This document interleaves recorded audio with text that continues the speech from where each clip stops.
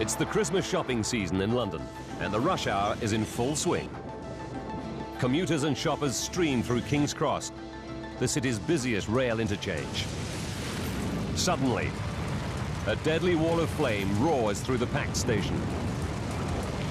It kills 31 people. The world's oldest subway system suffers the deadliest fire in its history. Now, using advanced computer simulations, we reveal exactly what caused the tragedy. Disasters don't just happen. They're a chain of critical events. Unravel the clues and count down those final seconds from disaster.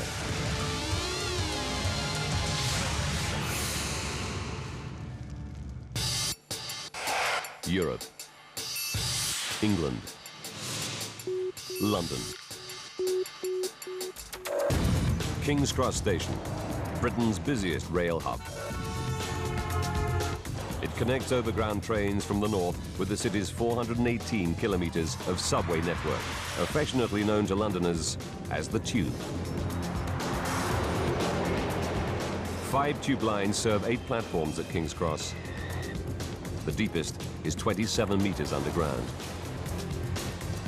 250,000 passengers surge through the station's subterranean labyrinth of passages every day. Wednesday, November 18th, 1987. 7:18 p.m. It's still rush hour, and the city centre is busier than ever as the Christmas shopping season gets into gear.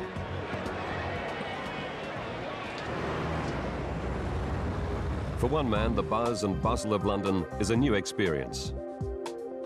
20-year-old Damon Brodie left his home in Scotland just 5 days ago to start a new IT job and a new life in the big city.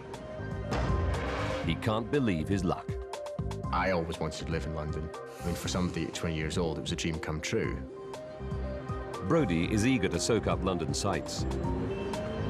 Tonight he's off to visit the famous Christmas lights in Regent Street. A trip that will take him on the Tube.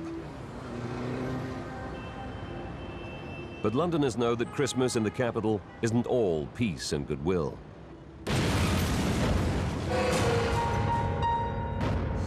Four years ago, Irish terror group the IRA bombed the Harrods department store.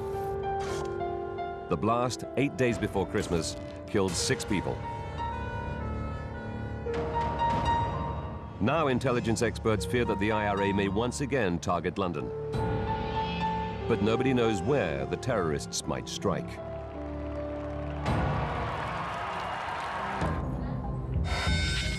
(7:25 p.m.)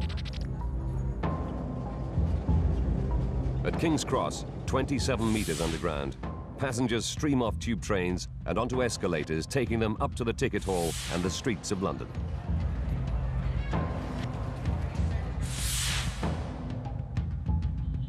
On the Piccadilly line escalator, several commuters spot someone in a blue boiler suit descending into a manhole nearby.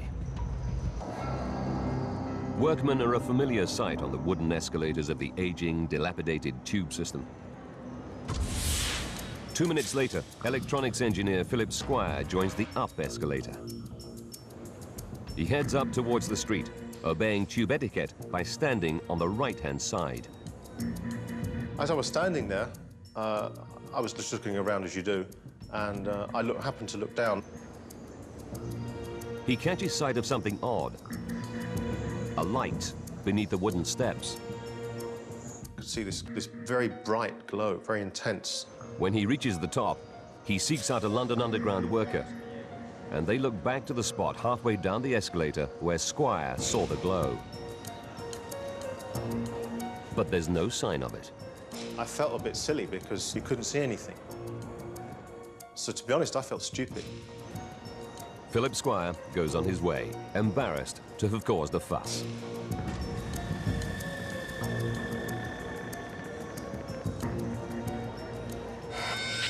(7:30 p.m.)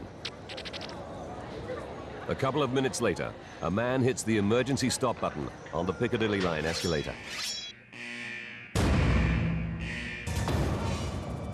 A British transport policeman on routine patrol goes to investigate. He sees a small flame on one of the wooden steps. It's not a huge surprise. Fires are a fact of life on the aging infrastructure of the tube. There have been over 400 in the previous 3 decades. The policeman heads back up to the ticket hall where he can call the London Fire Brigade on his radio.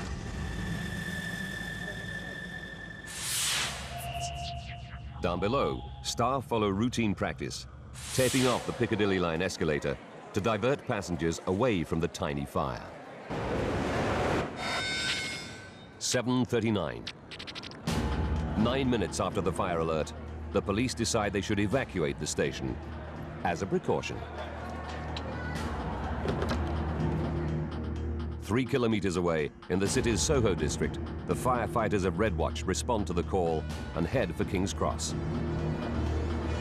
Soho is the busiest fire station in London. Many of the men have fought hundreds of blazes.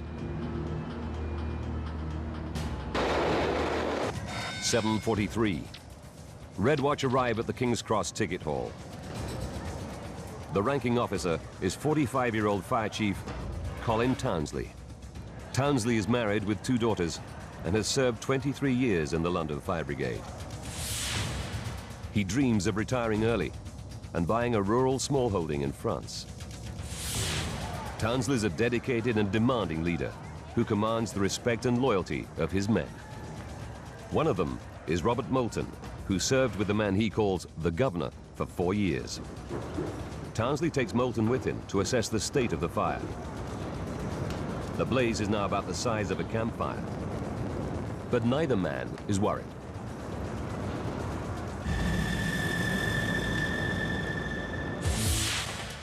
"16 meters below, British Transport Police continue to clear hundreds of passengers from the station. One of the police officers is 27-year-old Richard Kukielka. After 5 years in the job, evacuation procedures are second nature. It was just a matter of getting the people that were within the station out of the station. Kukielka directs passengers onto the Victoria Line escalator, the only one still operating. It runs parallel to the Piccadilly Line escalator and emerges in the same place.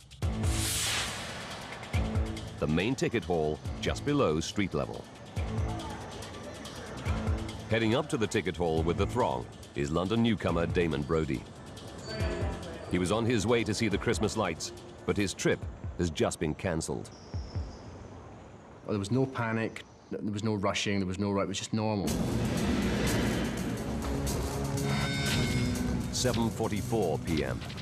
The fire has been burning on the wooden steps for almost 15 minutes, and the flames are now around 1.5 meters high.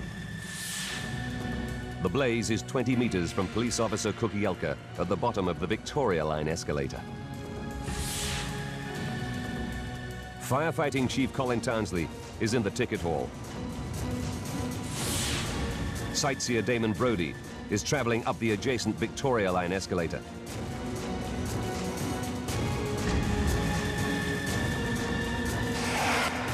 Brodie reaches the top of the escalator and steps into the ticket hall.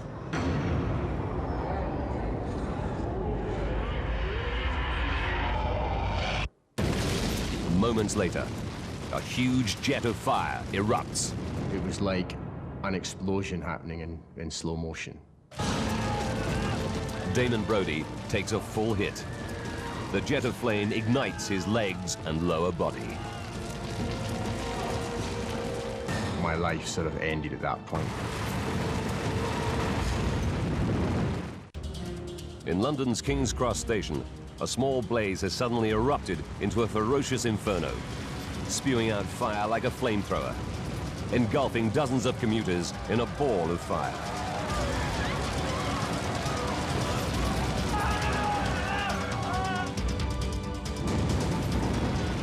One of them is 23-year-old sightseer Damon Brodie. I knew that, particularly at the back of me, was on fire quite badly, and around my legs area. Now, thick black smoke pours out of the station exits into the street above. Here, firefighter Robert Moulton is getting a hose ready to deal with what was, just minutes before, a tiny escalator fire. There was a terrific roar. I heard this horrible scream that seemed to go on for ages. He's horrified. He knows the ticket hall was full of people moments before, among them his boss, Fire Chief Colin Townsley. News crews capture the scene as Moulton and his fellow firefighters grab oxygen sets. Ignoring the danger, they descend into the burning ticket hall to search for survivors. Our only thought was just to try and fight our way down there, get to the fire and see if we could drag anyone out. Caught in the inferno, Damon Brodie rolls over and over trying to put the flames out. Eventually, he succeeds. He's badly burnt, but now faces a new danger. Dense, choking smoke. It was absolutely red hot, and I could feel it burning my throat and lungs.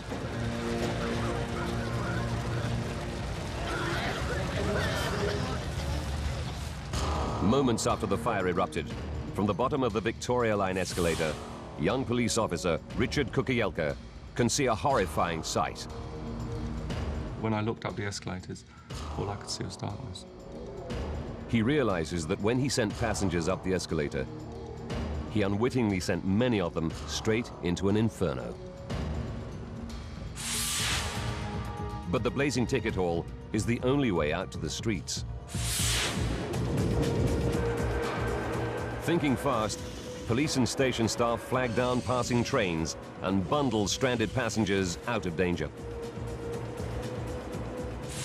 But firefighter Robert Moulton battles on through the ticket hall, searching for survivors, including his boss, Colin Townsley.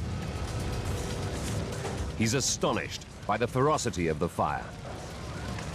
It was tremendously hot, searingly hot. You couldn't believe it. Then, as he shines his torch through the smoke, he sees something.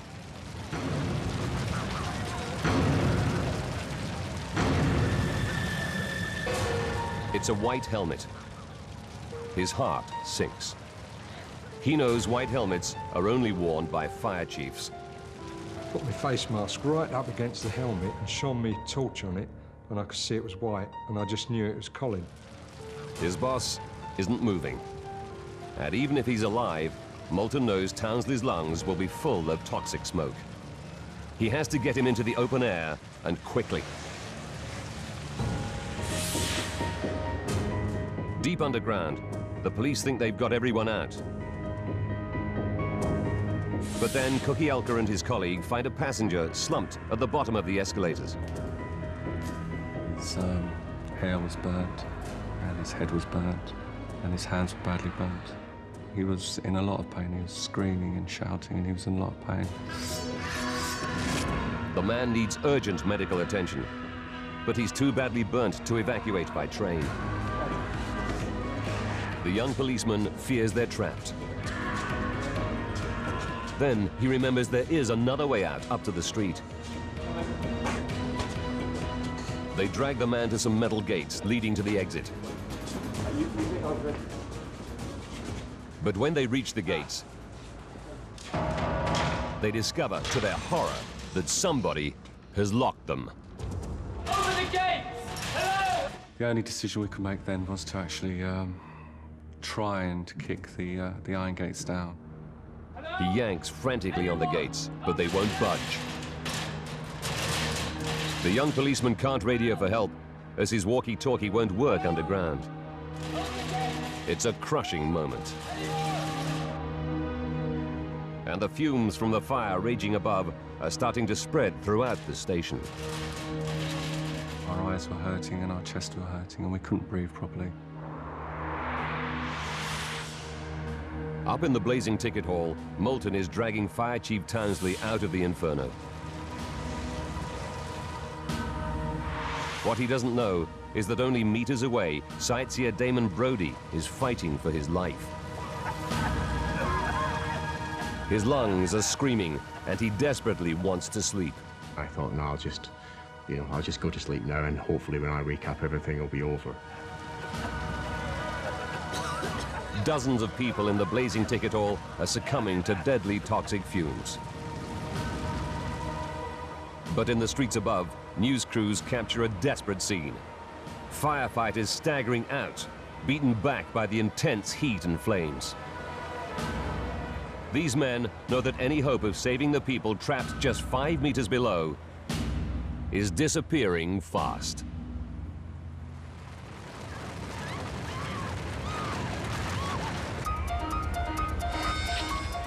"7:52 p.m. 7 minutes since a fire engulfed London's King's Cross station, trapping commuters below ground. In the streets above the station, there's a scene of complete chaos. Firefighter Robert Moulton frantically gives his boss Colin Townsley mouth-to-mouth to get life-saving oxygen into his lungs. The very first time I blew breath into him, he sort of coughed. So I said, "This looks good," and we, really set to. Encouraged by the signs of life, Moulton redoubles his efforts. Then paramedics rush his boss to hospital.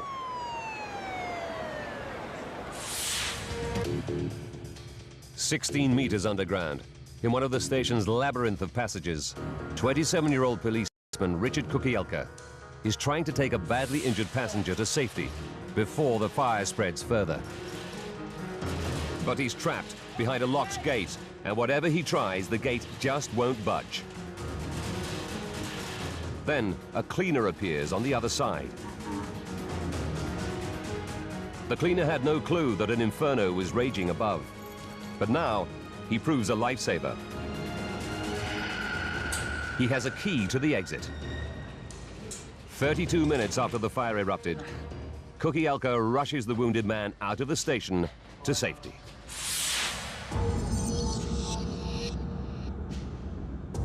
Up in the blazing ticket hall, several meters from the escalator, the last of sightseer Damon Brodie's strength is slipping away.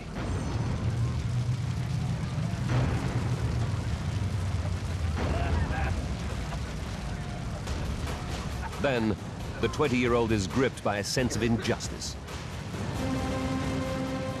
I don't think this is right. I don't mind dying again in a week. I don't mind it happening in any other way, but I just don't want it to be here and now. Summoning up the last of his strength, he starts to crawl blindly through the smoke, desperately searching for some way out. The ground is fiercely hot, making every meter he crawls agony. Then, through the smoke, Brodie makes out a stairway. He begins to struggle upwards, inch by inch. Suddenly, through the gloom, he sees a hand reaching towards him. A stranger bends down and starts to haul Brodie up the stairs, out of the nightmare. When I got up to the top of the stairs, it was amazing. At King's Cross, the firefighters have controlled the blaze enough to venture below. But in the wrecked ticket hall, all they recover is dead bodies. Then Robert Moulton and his fellow firefighters hear the terrible news. Their boss, Fire Chief Colin Townsley, has died at the hospital of smoke inhalation. Obviously, we're all very shocked and sorry, and it was a bit numbing, really.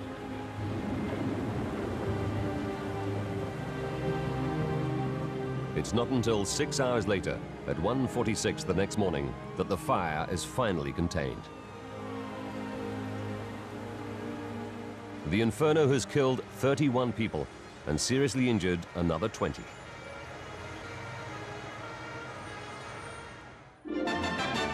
Good afternoon. The cause of Wednesday night's fire at King's Cross Underground Station is still not known.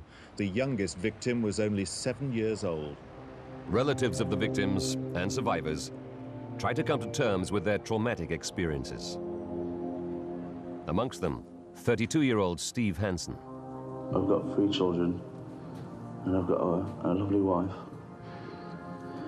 And my youngest child's only 6 weeks old, and that's what kept me going. I have to live for them. The tragedy horrifies the nation.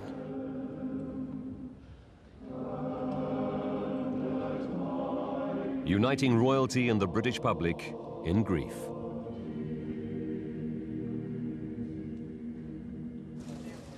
British Prime Minister Margaret Thatcher visits the site and is visibly shocked by the devastation. But the causes of the disaster are a complete mystery. More than 2 million people use London's tube system every day. If the Prime Minister shuts it down, London would grind to a halt. Thatcher sets up an inquiry and orders it to find answers. What triggered the blaze? And what transformed a minor fire into a deadly jet of flame in seconds?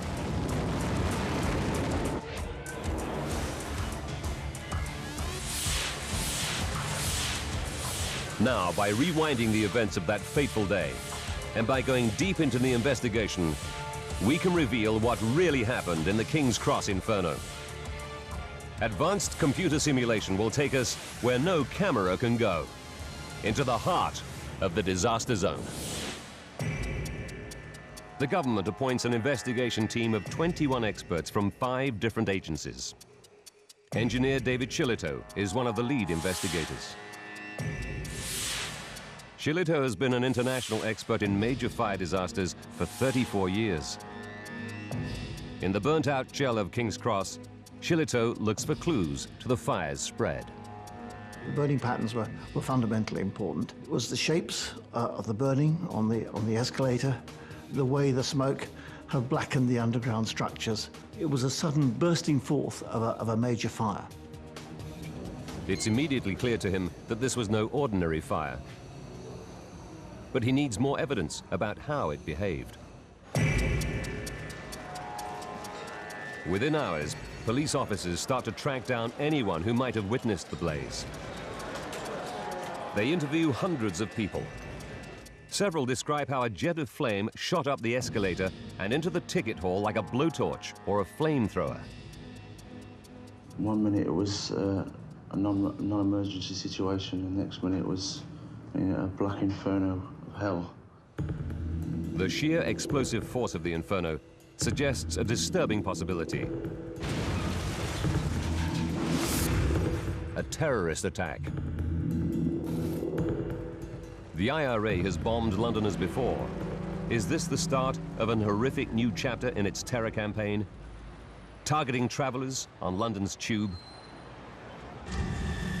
Within hours of the disaster, police officers make a chilling find. 3 eyewitnesses report seeing a man in a blue boiler suit minutes before the blaze. He was by the Piccadilly line escalator where the fire started. 2 of them saw him go down a nearby manhole. Where does that lead? Tube managers tell police that the conduit goes straight to the void underneath the escalator. But none of the workers on duty that day fits the description of the mystery man. Was he an IRA terrorist planting an explosive device under the escalator? The investigation team drafts in David Halliday, a forensic scientist who specializes in investigating suspicious blazes. In the sealed-off station, technicians strip down and examine the wreckage of the burnt-out escalator for clues. Halfway down the escalator, they find the classic pattern of scorching that indicates the fire's origin point. It's underneath the escalator, close to the running track. But they cannot find a bomb crater here or anywhere on the escalator. Nor is the metalwork shattered, a telltale sign of an explosion. All of the steelwork and the structure of the escalator was in fact generally intact. Where it had distorted, it was clear that it had distorted because of heat, not an explosion. The investigation team rules out a bomb as the origin of the King's Cross fire. But they are still suspicious. The speed of the fire's spread could be explained by another criminal act: arson. Now Halliday is on the hunt for traces of an accelerant, like petrol, the calling card of the arsonist. They meticulously examine the area around the fire's origin point. But there's no hint of the telltale odor an accelerant invariably leaves. And Halliday can see that the fire started in a highly inaccessible spot. It would be quite difficult to apply a flame while the escalator wheels were moving past the trackway. The man in the blue boiler suit remains an unsolved mystery. It's clear he's a case of mistaken identity. 2 days after the blaze, the investigation team declares the arson theory a dead end. Investigators still don't know what caused the fire, but today they did rule out the possibility of arson. What no one can fully understand yet is the speed with which a small fire turned into an intense fireball. If this was an accidental fire, it's even harder to explain how it suddenly turned into a freakish jet of flame. And investigators still have to establish exactly how it started. With nothing else to go on, they probe the unburned area under the escalator for clues. Here, they make a disturbing find. The wooden skirting boards all along the 42-meter escalator are pocked with scorch marks. Not one or two, but 18 of them. I concluded they were actually evidence of old fires on the escalator. It's a shocking development. Something is triggering numerous small fires on the escalator, and one of them became the King's Cross blaze. There are scores of wooden escalators on London's tube system. Until investigators trace the cause of the fires, it may only be a matter of time before Londoners face another horrific inferno.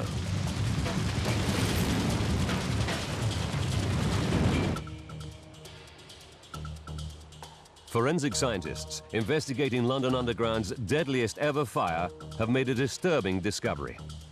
Evidence of 18 old, undetected fires under the escalator at the heart of the disaster. But investigators have spotted something curious. Nearly all the scorch marks from these small fires are sited beneath the escalator's right-hand side. It's a crucial lead. The rule of etiquette on the tube is that passengers walk up the left-hand side of the escalators and stand on the right. One thing it's easier to do while standing is lighting a cigarette. Could smokers, carelessly discarding matches, be accidentally starting fires under the escalator?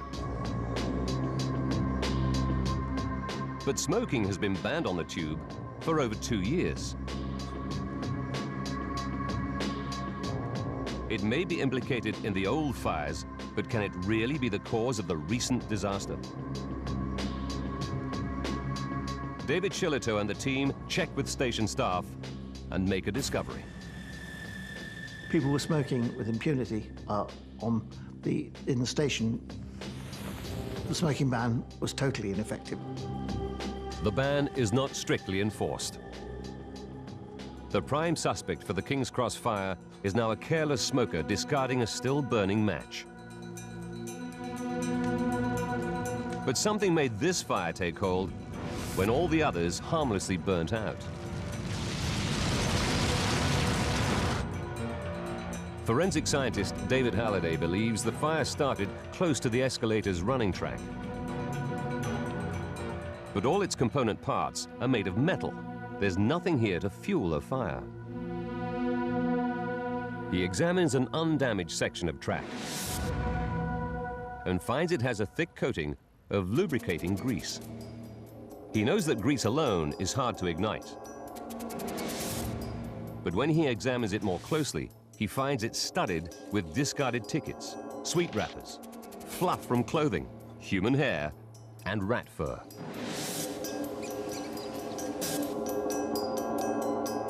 It's clear that the running tracks haven't been properly cleaned since they were built at the start of the Second World War. Could 4 decades of garbage have created a flammable mixture?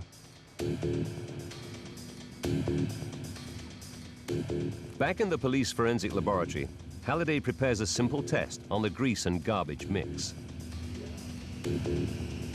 He applies a naked flame to replicate the effect of a burning match.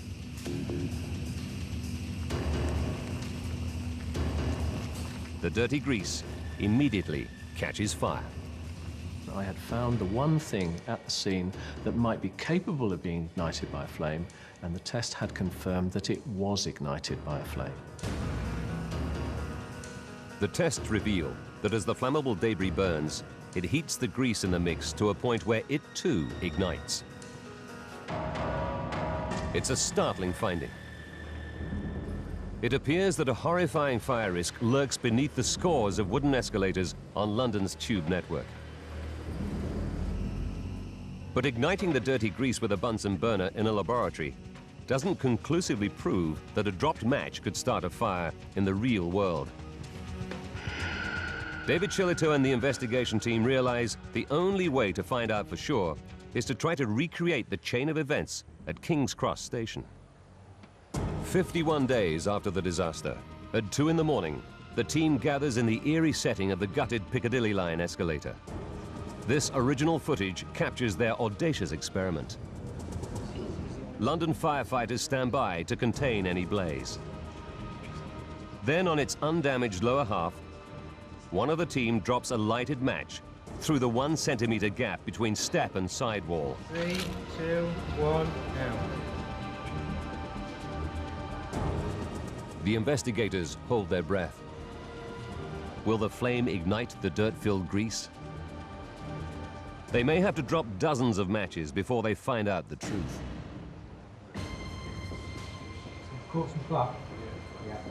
Incredibly, the very first match dropped ignites the grease and detritus mix.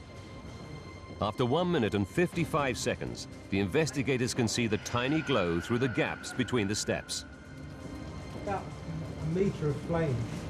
In just under 7 minutes, flames start to lick up through the wooden steps. It's now starting to come through the steps. Do you want to stop this now? No, not yet. The experiment is working with a vengeance. Shillito and the team face a dangerous dilemma. They're desperate to see how the fire behaves. But there's a risk the fire might suddenly roar out of control, just like it did in the disaster.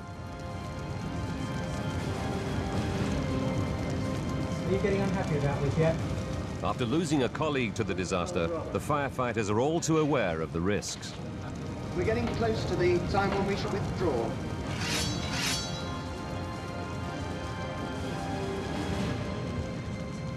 High pressure reel down here, please. We're going to put the hose down now. The fire grew, and it continued to grow, until, of course, the fire brigade told us to put it out.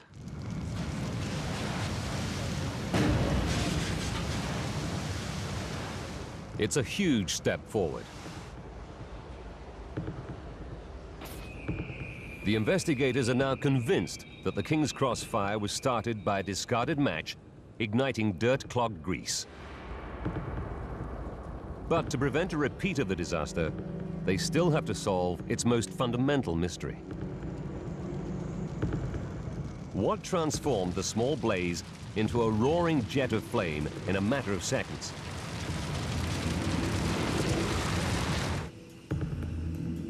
Investigators are certain that a small amount of lubricating grease would not be capable of creating such a freakish phenomenon, because it burns too slowly.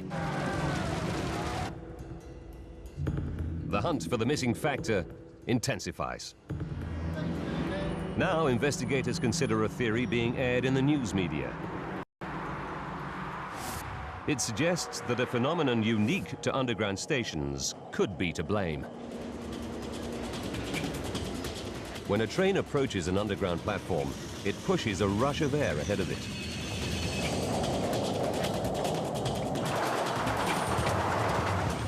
It's called the piston effect, and it helps keep the tube system ventilated. Did a high-speed rush of air act like a set of giant bellows on the fire, triggering the flamethrower effect described by witnesses?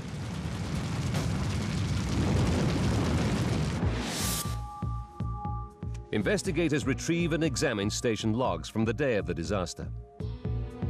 They want to analyze the movements of trains in and out to build a pattern of air movement up the escalator shaft. They work out that in the 10 minutes before the inferno, trains departing underground platforms would have pulled fresh air down the escalator shaft. This would not have had any major effect on the fire. But they discover that at 7:42, just 3 minutes before the fire erupted, everything changes. An eastbound Piccadilly line train pulls in. Seconds later, a westbound train arrives too. The combination of two trains arriving almost simultaneously has a dramatic impact on the airflow. It sends a huge blast of air up the escalator, the direction the fire traveled. It's a promising lead. To find out if it offers the key to the disaster, investigators have to calculate if the airflow was traveling fast enough to have a significant effect on the fire. They measure the airflow produced by tube trains and calculate that two trains, arriving one after the other, would make the airflow up the escalator travel at 3.25 meters per second. That's only 12 kilometers per hour, nowhere near fast enough to trigger the jet of flame. David Shillito and the team are no closer to explaining how an insignificant escalator fire mutated into a rampaging killer. They've ruled out terrorism, arson, and the effects of airflow. An exhaustive search of the escalator shaft can find nothing that might have acted as a superfuel on the blaze.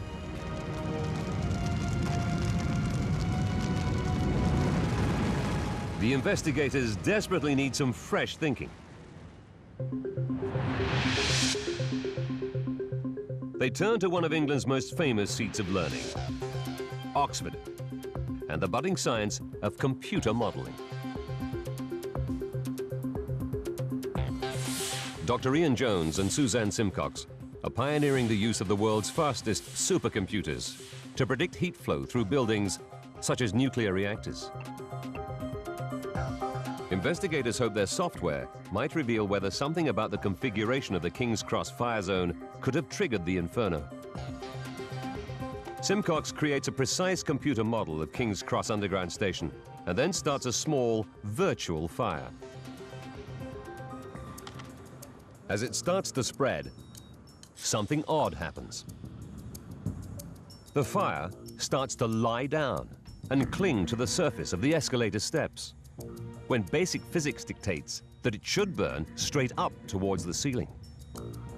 It's so bizarre that Simcox initially fears she's made an elementary mistake. When we first showed some people, if they did ask if I'd got gravity up the right way, which is possible in a computer model, you set which direction gravity's in. We went and checked again and found that we had got gravity the right way up. There was no mistake. The fire continues to lie low on the escalator steps. Then, within 30 seconds, it surges up the escalator at high speed. Just like the jet of fire eyewitnesses saw at King's Cross. The scientists are perplexed. It doesn't add up. It's an impossible fire. All they can tell investigators is that it appears something about the physical configuration of the escalator made the fire behave as it did.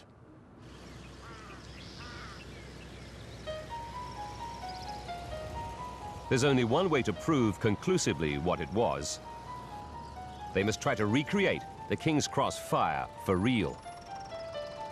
July 1988, 9 months after the disaster.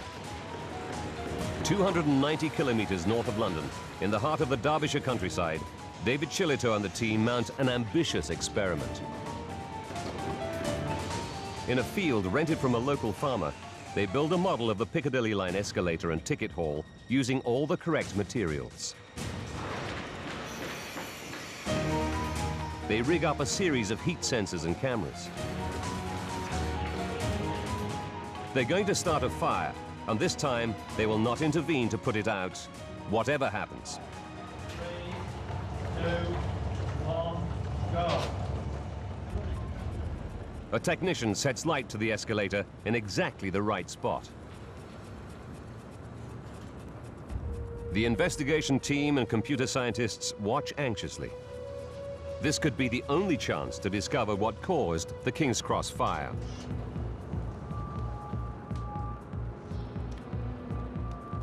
"6 minutes in, and the blaze is behaving like a normal wood fire, its flames standing up straight. At this rate, it could take up to 60 minutes for the test fire to reach the ticket hall.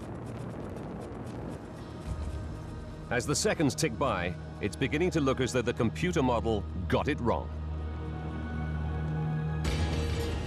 Investigators are staring defeat in the face.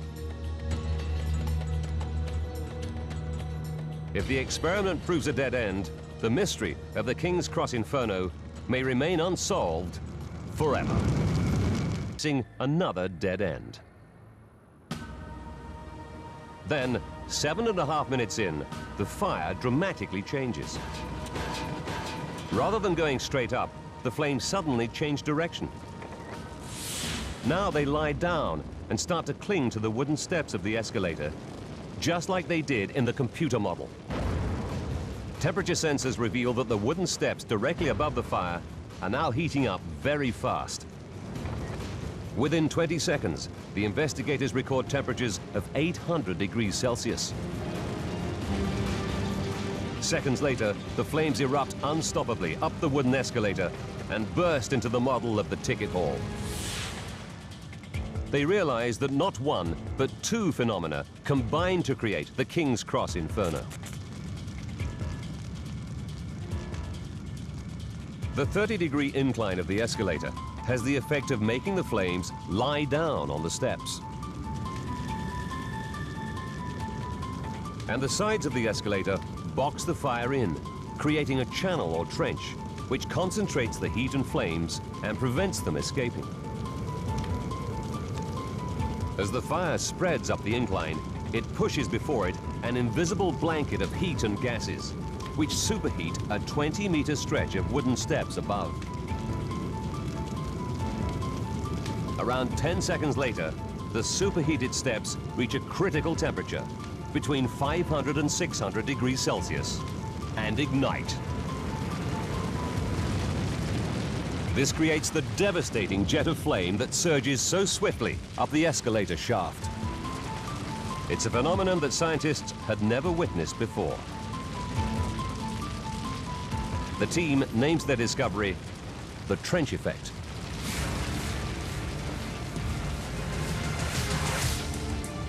It's the final piece of the puzzle.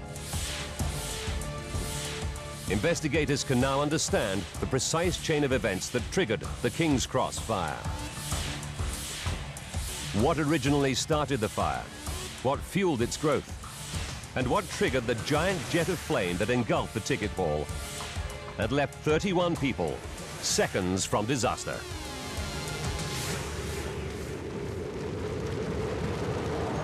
Wednesday, November 18th, 1987. Towards the end of rush hour, a passenger riding up the Piccadilly line escalator drops a match. By chance, the match falls through a gap in the wooden steps and lands, still burning, on the rubbish-clogged grease of the escalator running track. 7:29 p.m., 16 minutes to catastrophe. As the fire takes hold beneath the escalator, commuter Philip Squire glimpses the glow. He tells a ticket collector, but when they look from the top, the 30-degree angle hides it from view.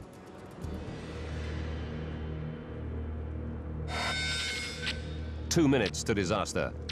Firefighters arrive and assess the fire. They decide it should be easy to contain. What they don't know is that because of the trench effect, gases from the fire are invisibly superheating the wooden steps.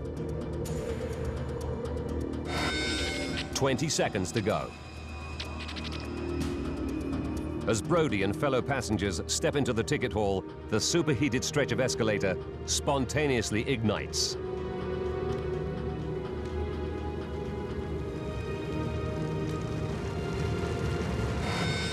Disaster strikes.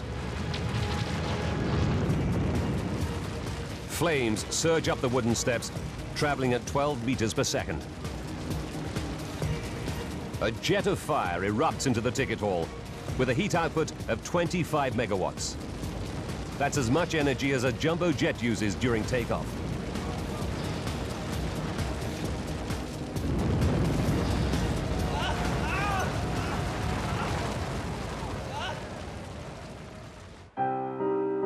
"31 people caught up in the ticket hall inferno die from burns and inhalation of toxic smoke."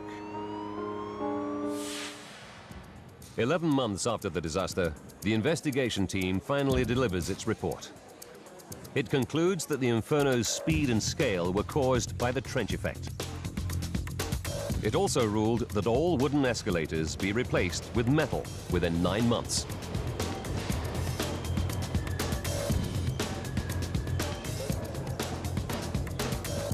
London Underground started rigorously enforcing the smoking ban straight after the fire. It also went on to train its staff in the safest and quickest escape routes.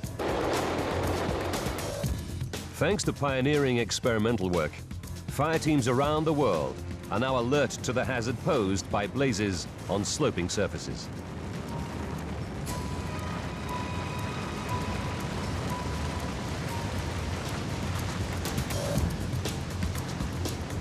Their newfound knowledge will help save lives should such an inferno threaten again.